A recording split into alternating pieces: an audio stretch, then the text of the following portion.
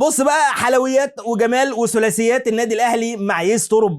كسبنا وادي دجله 3، ولكن انا زعلان من الهدف اللي اتسجل فينا. انا كان نفسي وبتمنى ان الشناوي النهارده يطلع كلين شيت. الراجل لعب ماتش جيد، وكنا نتمنى ان الشناوي يطلع، ولكن قدر الله ما شاء فعل، اتسجل فينا هدف. لعبنا بنفس التشكيل بنفس الفكر بنفس الاداء، وتعالى نشوف. لكن ما تنساش يا اهلاوي جميل في البدايه كده تصلي وتسلم على الرسول الكريم، تعمل لنا لايك، تدعي لاخواتنا في ارض العزه، وكمان تتابع صفحتنا على الفيس او على انستجرام وقناتنا على اليوتيوب. اكون شاكر جدا جدا ليك، وانا معاكم اشرف المصري. شوط اول بعنوان انت يا دجله عايز الكوره خدها، انا مش عايزها والله يا ابني، ما هي راجعه، خدها اهيت وانا هجيب وهسجل وهلعب وهعمل اللي انا عايز اعمله.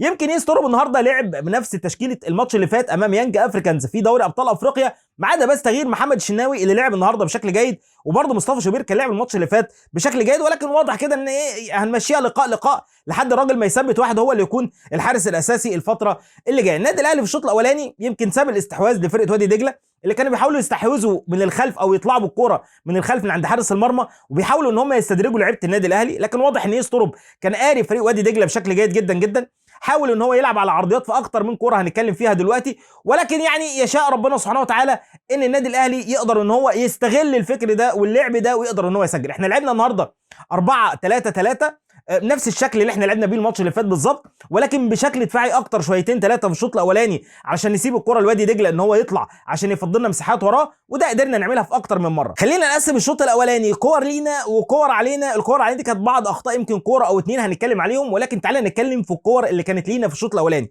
في الدقيقه 5 كان لنا فاول، تريزيجيه خد الكوره كده من زيزو اللي عملها فاول بشكل جيد، خدها وكلفت فيها الدفاع وقدر ان هو يسددها، لكن حارس المرمى عمرو حسام شالها بشكل كويس. يمكن كان عمل نفس الكوره دي الماتش اللي فات امام عاشور، ولكن كان عملها عرضيه. تعالى بقى نروح برضو لكوره تانية كانت موجوده برضو في الشوط الاولاني في الدقيقه 15 30 ثانيه.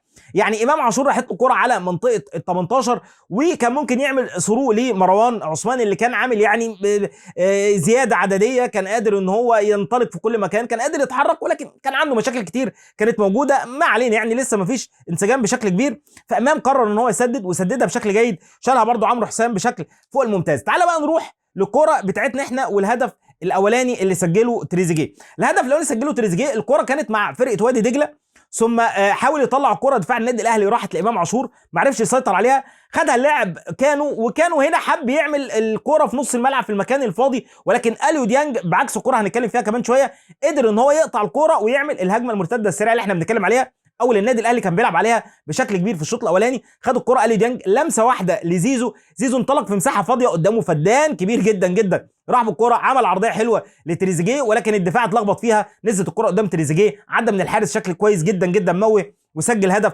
اولاني النادي الاهلي. كان هدف بشكل ممتاز في نص الشوط الاولاني في الدقيقه 24 ونص تقريبا قدر تريزيجيه ان هو يعملها. ما اكتفيناش بده، لا ده بعدها على طول بدقيقه نفس اللعبه ونفس الفكره ونفس الكوره، قطعنا الكوره من الراجل بتاعهم الباك الشمال اعتقد اللي هو داهش، قدر النادي الاهلي يقطع منه الكوره بشكل سهل جدا جدا في نص الملعب، ثم اتحطت الكوره عند امام عاشور يعني خلف الباك الشمال. امام من لمسه واحده ودى زيزو انفراد اللي كان ممكن هو كمان يلعبها لمروان عثمان، ولكن للاسف ما حدش لعب له الكوره النهارده يعني خالص في الشوط الاولاني. قدر بقى زيزو ساعتها ان هو يروح انفراد ويعمل تسديده، ولكن شالها عمرو حسام بشكل برضه فوق الممتاز. لو احنا برضه شفنا كره تانية في الدقيقه 30 بنفس الفكره بنفس المضمون اللي احنا بنعمله، الهجمه المرتده، قطعنا الكوره وعملنا هجمه مرتده سريعه لكوكا، ولكن كوكا في الاول وفي الاخر هو باك، عمل الكوره عرضيه بدل ما هو ينطلق ويروح ويقدر ان هو يلعب الكوره بشكل جيد جدا جدا. طب تعالى بقى نروح لكره تانية برضه عملناها في الدقيقه 39 كده ونص. مروان عثمان دخل كده بالقوه البدنيه بتاعته، وان كان يعني لاعب ماهوش قوي يعني بدنيا، ولكن قدر يقف كده ضد الدفاع، ممكن يكون فيها فاول ممكن لا،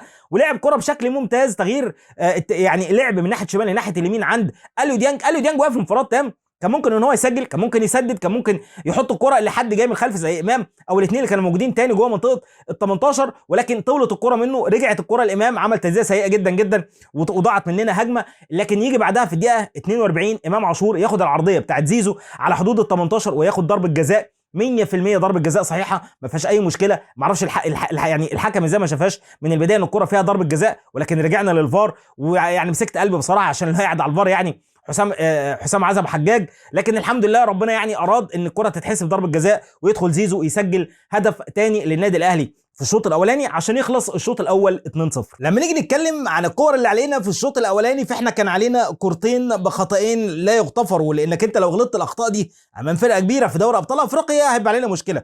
ولكن برضه قدر الله ما شاء فعل فيهم. الكره الاولى كانت في الدقيقه 13، اليو ديانج قطع كره في نص الملعب، ولكن وهو بيقطع الكوره جه يعمل التمريره بتاعته، اتقطعت منه الكوره للاسف واتلعبت خلفه هو محمد هاني اللي كان متقدم ساعتها محمد هاني عشان ياخد الكوره، ولكن اليو ديانج رجع بشكل بطيء جدا جدا جدا وسمح ان يكون في مساحه كبيره في نص الملعب، المكان المفروض بيغطيه اليو ديانج او مروان عطيه، ولكن بما ان الهجمه كانت معانا فمروان كان مكمل في الكوره دي ورجوعه كان بطيء جدا، واليو ديانج كمان ماشي بيتمخطر جوه المنطقه، راحت الكوره عند دياستي اللي حط الكوره في قلب الملعب، المكان الفاضي المكان الميت، راحت الكوره هنا عند كانو عمل تسديده قويه تالق فيها محمد شناوي. هنا عندي عتاب على احمد نبيل كوكا مصدرها للي يقدرها ما اعرفش ليه، ولكن يعني محمد شناوي تالق فيها. وبما اننا اتكلمنا عن كوكا وقلنا صدرها للي يقدرها، كوكا في الدقيقه 20 عمل كوره ممتازه جدا جدا، كانت هجمه مرتده علينا، غطى كوكا خلف محمد هاني وقدر يقطع الكوره، فزي ما قلنا له هنا كان عليه غلط او صدر الكوره، يمكن يكون هو كان قافل على المهاجم اللي كان موجود مع كانو، ولكن صدرها بشكل سيء جدا جدا. ولكن هنا كوكا تعامل فيها بشكل ممتاز في الدقيقه 20، قدر ان هو يشيل الكوره، كانت انفراد علينا 100%، فهنا كان عليه خطا وهنا نقدر نقول له شابوه كوكا وممتاز. ولكن كان عندنا كوره ثانيه في الدقيقه 22، الكوره كانت فاول وبعدين اتحطت الكوره بشكل سهل او رمي التماس واتحطت الكوره بشكل سهل واتعملت عرضيه خلف محمد هاني. العتاب هنا بقى مش على محمد هاني، العتاب هنا ان احنا عندنا 4 مهاجمين من وادي دجله في كوره فاول او عرضيه بتتعمل علينا قدام 3 مدافعين فقط لا غير، محمد هاني، ياسين مرعي، وكمان ياسر ابراهيم، الثلاثه واقفين على 4 مهاجمين من وادي دجله. الراجل خد الكوره عملها باكورد كده بسيطه نزلت على ال6، عمل تسديده شالها ياسر ابراهيم، ولكن قدر الله ما شاء فعل فيها. لازم نكون فايقين وصحيين لكور زي دي بشكل كبير جدا جدا، يعني اراد ربنا انها تعدي بشكل سهل على النادي الاهلي، والحمد لله ان خلص الشوط الاولاني 2-0. لكن بقى فيما يخص الشوط الثاني فالنادي الاهلي الشوط الثاني كان افضل بكتير جدا جدا من وادي دجله وافضل كمان من الشوط الاولاني. احب اقول لك بس ان اول هجمه على النادي الاهلي في الشوط الثاني كانت في الدقيقه 92 لوادي دجله، تصدى لها محمد شناوي، ثم الهدف بتاعهم الاولاني في الدقيقه 94. دي كانت اول الكور على النادي الاهلي في الشوط الثاني كامل. فيعني احب اقول لك يمكن اتضغطنا في اخر 5-6 دقائق في الشوط الثاني، ولكن النادي الاهلي طوال الشوط الثاني مستحوذ ومسيطر وعامل هجمات وعامل فرص كتير جدا جدا بنفس الشكل بتاعنا. الراجل بتاعنا يسترب ساب الكوره لفريق وادي دجله كالعاده وبدانا نلعب على هجمه مرتده، وعرفنا ان احنا نعمل ده مره واثنين وثلاثه. يمكن يكون ده الشكل اللي يسترب عايز يلعب بيه قدام يانج افريكانز في تنزانيا، هيعرف ان هو الفريق ده هيكون نازل ان هو ماسك الكوره، فحب يطبق ده النهارده في اللقاء، وبالفعل النهارده النادي الاهلي قدر يعمل الكلام ده بشكل جيد جدا جدا.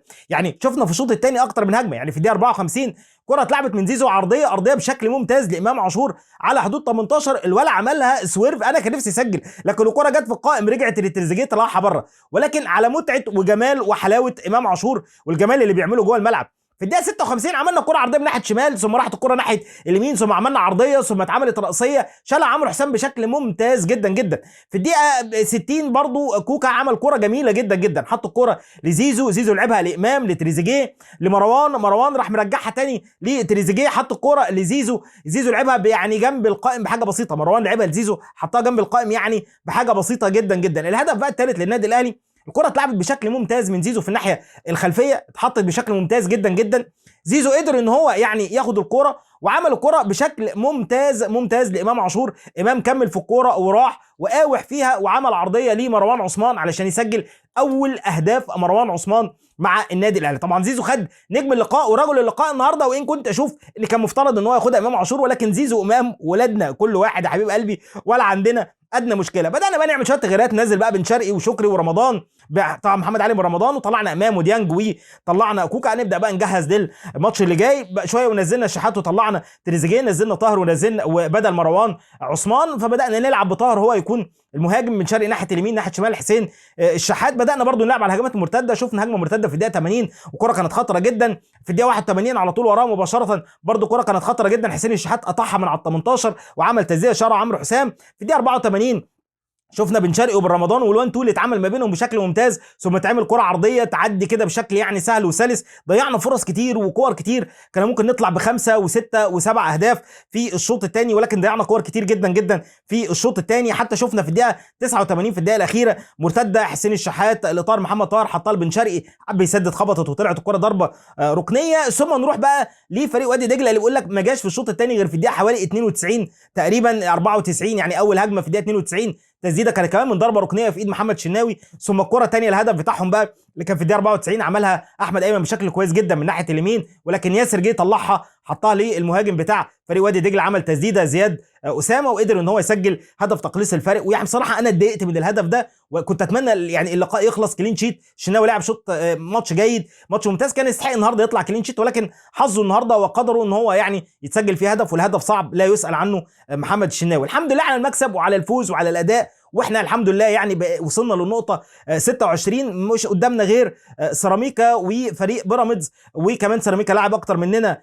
اعتقد حتى الان كده بلقاء، يعني الحمد لله نقدر ان احنا نعود مره ثانيه، يعني لسه كمان في مواجهات بيننا وبين سيراميكا وبيننا وبين بيراميدز ان شاء الله باذن الله في الدور الثاني بقى، اللي هو يعني دور بعد التصفيات اللي احنا موجودين فيها دي، ما بين السبعه الكبار ان شاء الله باذن الله نقدر. كمان في فرق كتير هتخسر، لكن اهم شيء ان احنا نقدر نكمل عشان ناخد الدوري ده، وان شاء الله ان شاء الله الدوري اهلاوي يا اهلاوي يا جميل. اكيد انت لحد دلوقتي اكيد ما تنساش تكون عملت لينا لايك، اكون شاكر جدا جدا ليك. ولكن من تقييمنا النهارده لاداء اللعيبه ويستروا النهارده، يستروا النهارده واللعيبه كلهم ياخدوا يعني درجه ممتازه ممتازه بشكل كبير جدا جدا.